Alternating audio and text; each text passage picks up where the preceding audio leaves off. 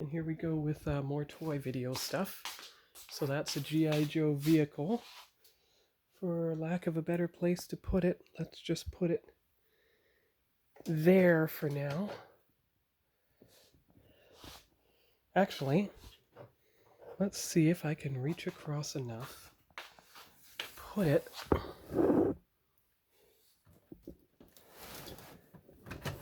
there. Good. Okay, so that's that one. This is going to be a combination. So there's Voyager, the 677 scale Voyager, which you saw part, well, it was part 2 at the time, but it's going to be part 5 by the time I'm done, because there's, I'm separating out the images by year of completion. So that means I'm going to have to move the books and find a better place to put this. The 25th anniversary Voyager. You move it like that and you've got a nice image of it all by itself. But I am going to try to do this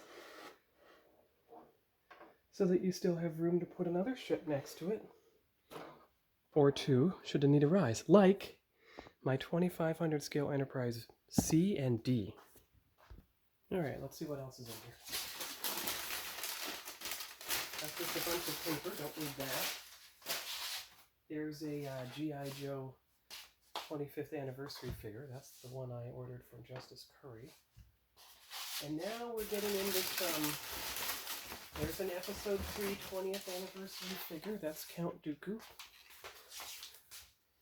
Oh, not tall enough to fit down there. Alright. There.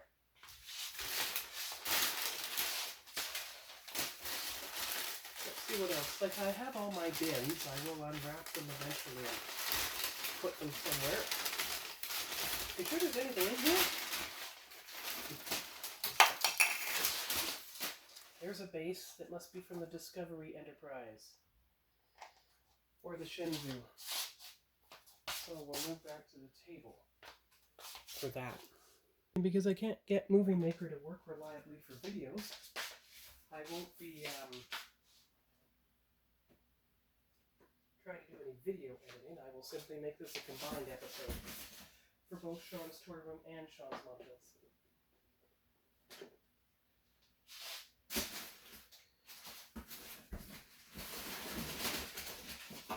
And the bins are slowly degrading, of course, over the years, but just take your time and everything will be fine.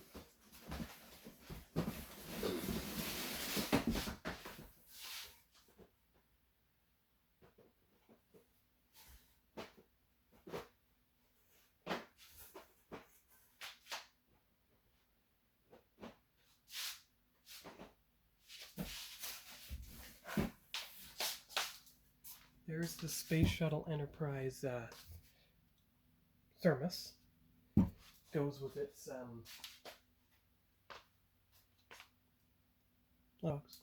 There's the 2500 scale Enterprise. Just looking for its stand now. Used to complain about all the paper, but the fact that every single model, every single toy moved without getting broken is a testament to the paper wrapping after all.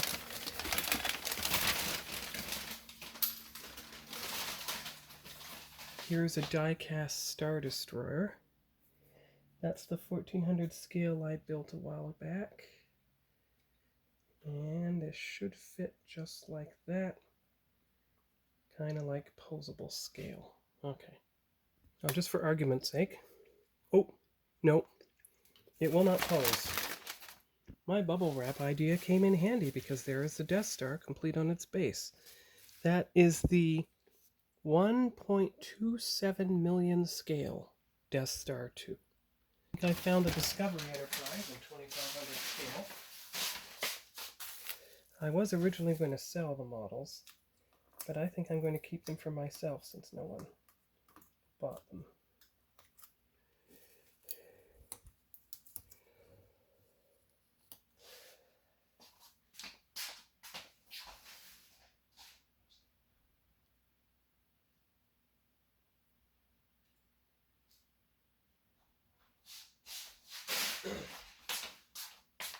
So unwrap it from its... Well, that's okay. I don't care if the neck came loose. It's a snap fit kit. And where... Ah, there it is.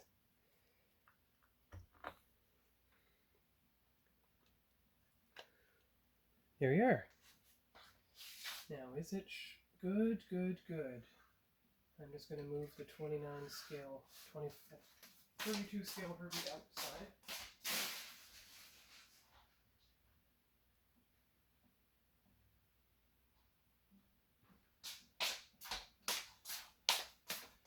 Alright, you can see the shelf beginning to take shape. That stand was a bit posable, but trying to put the thing even on the stand didn't work. Just the ball and joint, that didn't work either.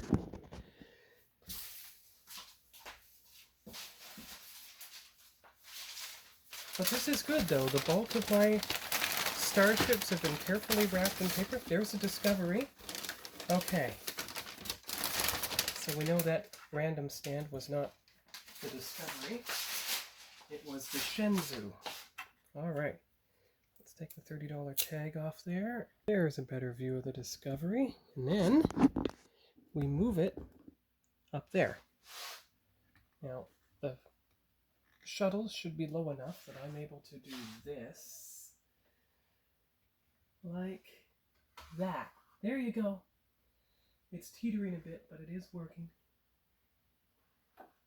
Maybe, just maybe, you can move the Enterprise back, put the Shenzhou in front, and then you have room for the TOS version. So let's see what's in the next piece of paper. So far, so good. My bubble wrap was helpful. And it worked. There's the Shenzhou. See? Uh-oh. Don't worry. Don't worry. You've got pegs. You've got stand. You've got pegs. So you just put it into the pegs. Come on now. Come on. Let's do some model repair here.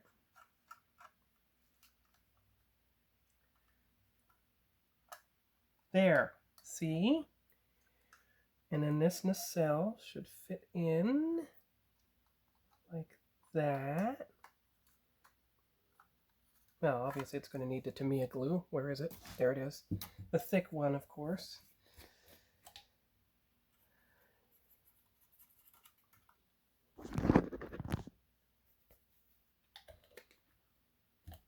And I'll go to a hobby shop and buy some new stuff later. Maybe at the one in Barrie near the theater.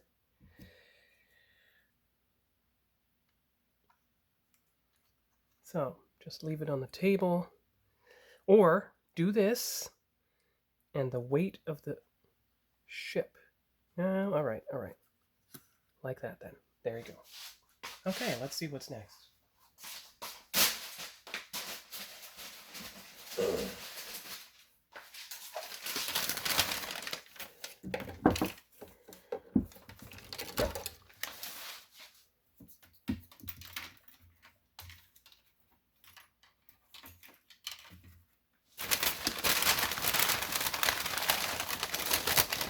Oh, maybe nothing's in there.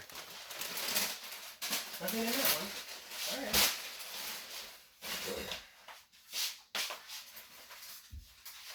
But there's something. Let's see if there is anything in this one. Or if it's just another empty piece of paper. Okay. All right. Here's another figure. This is the 20th anniversary Revenge of the Sith Commander Cody figure. That'll go on the steps beside Count Dooku. Those are the only ones I managed to buy from the anniversary release. Here is the empty Excelsior box from Star Trek 50 Years.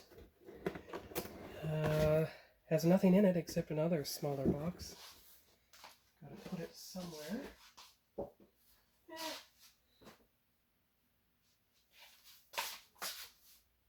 That will do for now.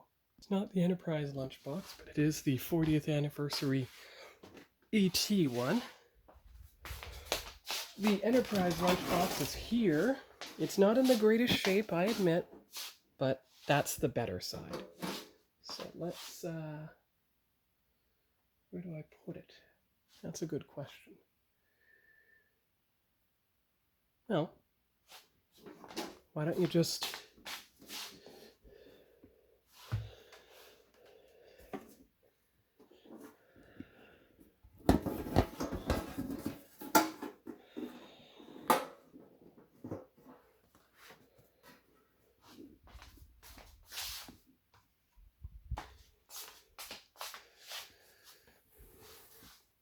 there.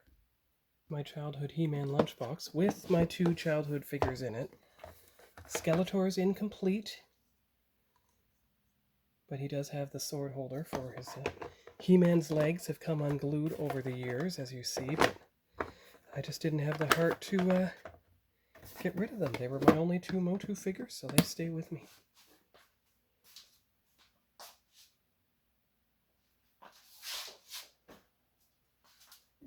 For lack of a better place, I'll put them right there. Secret of the Ooze Super Shredder figure. You've seen this before. There he is. This is from the model room. This is my container of spare sprue bits for paint testing and so forth. Never test on the actual model when you can test on something else.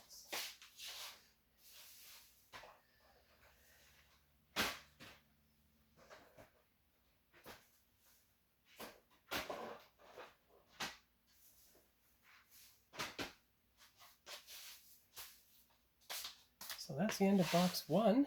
We'll check out box 2 of the final 4. Box number 2, which is said to have childhood Hot Wheels and other things in it. We'll find out. Get rid of the paper, of course. Ah! There we go. You've got the Falcon and Winter Soldier figures.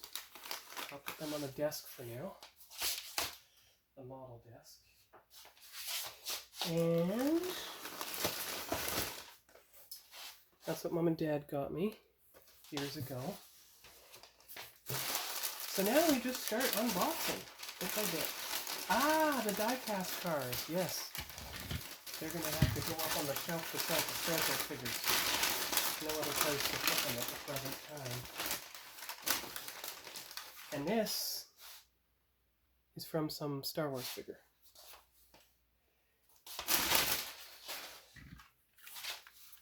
This little shelf here, that's the First Contact figure shelf. So I'm actually going to put it on top of the white thing, and it can hold the figures better. The white thing that you can see over here by the door. So, put the gaming system elsewhere.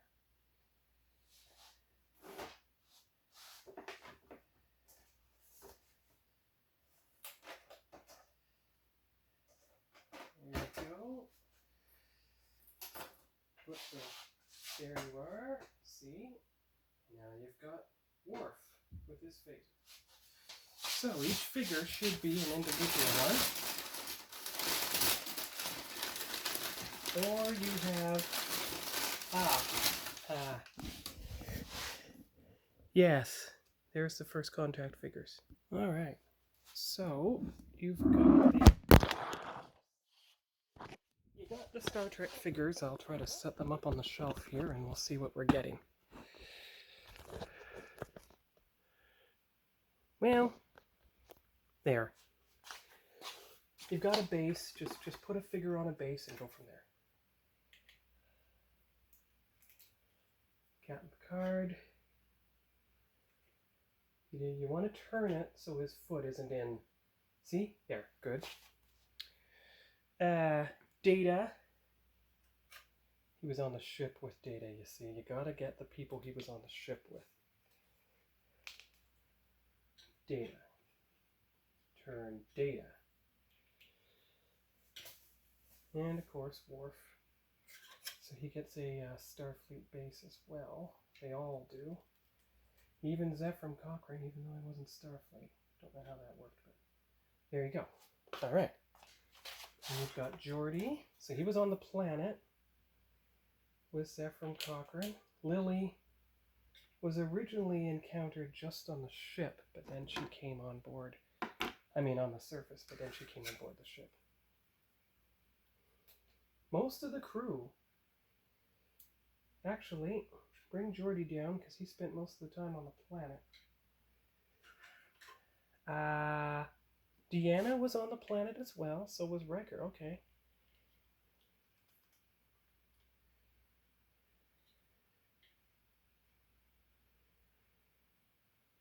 Alright, now we're getting into planet people. Good. You have 4 figures left, so you might as well put Riker on there, because he was kind of the away team leader once Picard went back up to the ship. There you go. And you have Zefram Cochrane, he goes on the base. Now for some reason, I don't know where Lily's base went. Let's see if she can stand without it. And then there's a Borg base for the Borg figure. And that one doesn't have them all discombobulated. Hey, that's neat. Their hip joints move. Let's do this. There. There. There. All right, so that's the Star Trek shelf of Star Trek First. Oh, Contact. Just a minute. That's better. No pillars in the way, and you can see the entire figure lineup. Found the Visionaries figures. Don't exactly have a place for them now, so I am just going to do the smart thing and put them in the childhood bin. Just like that. And that will take care of them for the time being. Lots of carded Star Wars figures that I'll probably keep. In fact, this entire box is filled with them. But childhood Transformers and everything into the bin. Into the bin until I find a better place.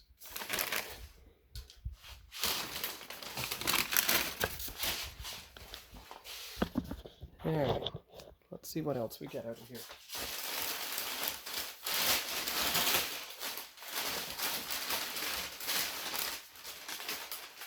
All the staffs of the Visionaries and any accessories that might have come with them. Also accessories for Star Trek figures, again, just in the bin. Because I have to get these boxes out of the way before I can get at that display and get the boxes off of it too. But I gotta explore all the unknown boxes first. Move the empty boxes into the living room, that kind of thing. Looks like I found another section of the Magnetic Man base, for lack of a better term. That's good. The thing is, even with all this, there's still so many toys. Even among that which I'm keeping, there's still so much. I'm trying to sell everything I can to pare it down, but it just takes a lot of time. This thing at least stands on all 4 of its legs, so that's helpful.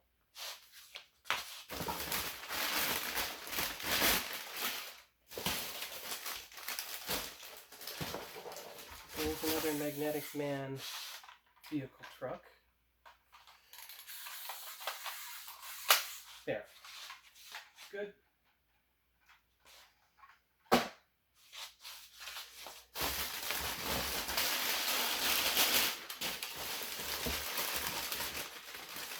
There's a couple more die-cast cars. There's a smaller one.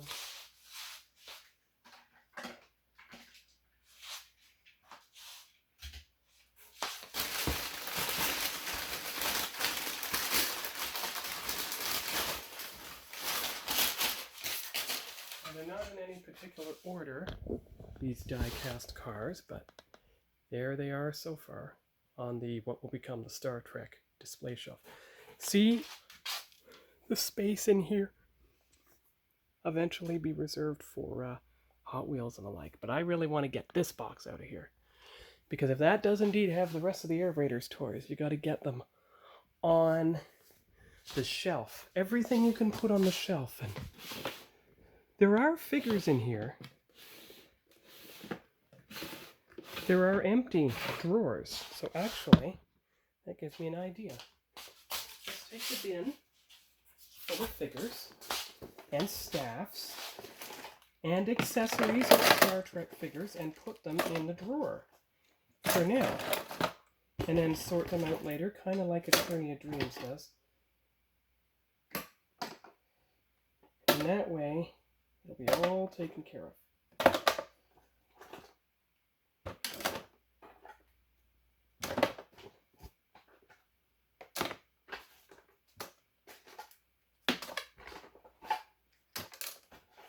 Because the less figures I have floating around randomly, the better.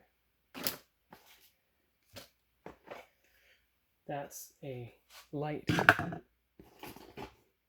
A night light.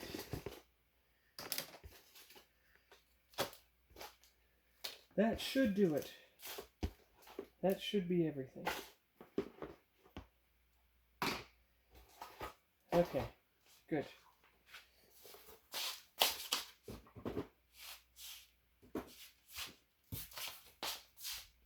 Keep an eye on the third shelf, because that's where I'm going to put everything. It is a Star Wars figure whose bubble is hopefully at the bottom of the figure so it can lean up there.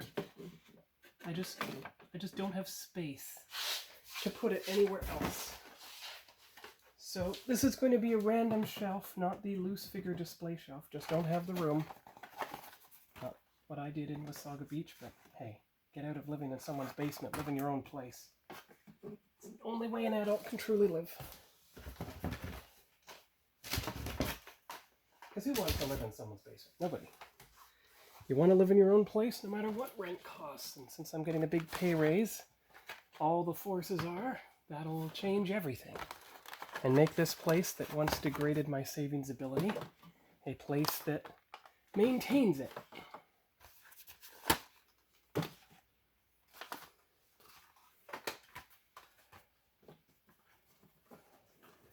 Everything that you can put in place like that.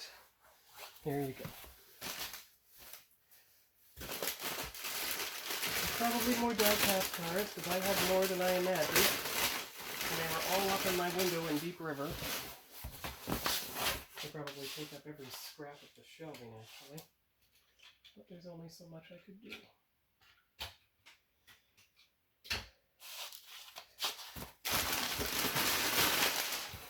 There's my childhood train. That's progress. Oh, and the most important piece of all, the Hot Wheels car for the racing track. And my childhood train. Okay. Well, you don't want to put it on a box that you want to get into. A box that you want to move. You don't want to put it on that.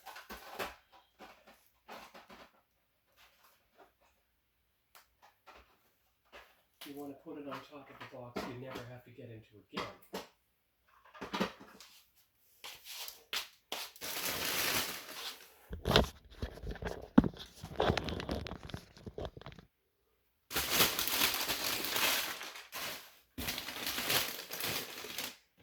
Okay, this is a container that someone at the toy convention can use to parcel together loose things. Here are my collectible Star Wars glasses, still intact after all these years, and the Star Trek ones, so I'm going to take them to the kitchen. Don't fit in the drawer, so I'll just put them in front of the microwave I'm not using because I have that microwave to use. I'll sort out all this paper later. The thing is just to get rid of everything, get it out of the boxes. These are the Star Wars and Star Trek figures. Okay. Now, I don't know if the Star Wars one will fit in here. Yes, it will. Good. Star Trek one is too high. It's going to have to go somewhere else.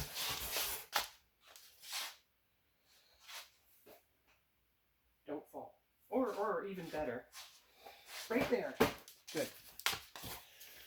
Now you have the Dukat, the Jem'Hadar figure. You have the Dukat figure.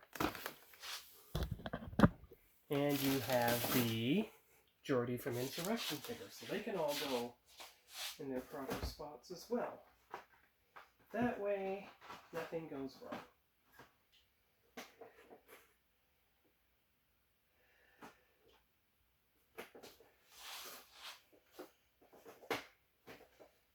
And I I know, these are the bigger Playmates figures. Okay, this feels heavy. Let's see what this is. Is this another part of the train? That's one car. That's the second car. Good, that's of the train. Excellent. Oh, and there's the Luke figure. This is the one that comes with the supersized lightsaber.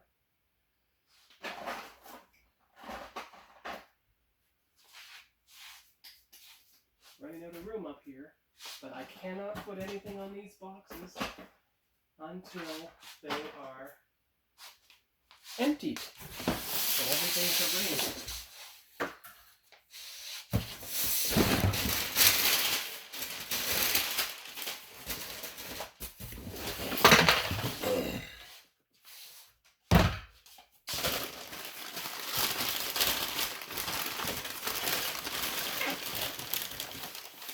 Here's my childhood E.T. figure.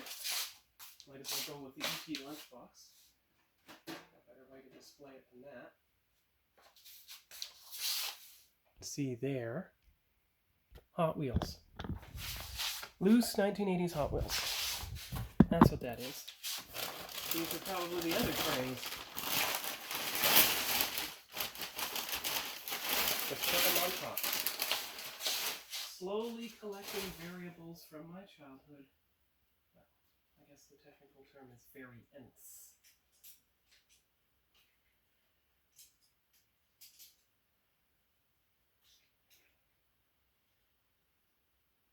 There.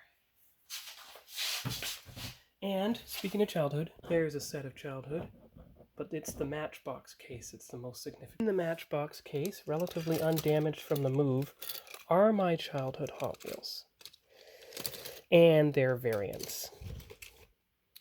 Here's the gold chrome set from the early 1980s, the ones that survived the house fire with nary a scratch. Here's the 4 color changers I had. Here's the white version of the Ferrari.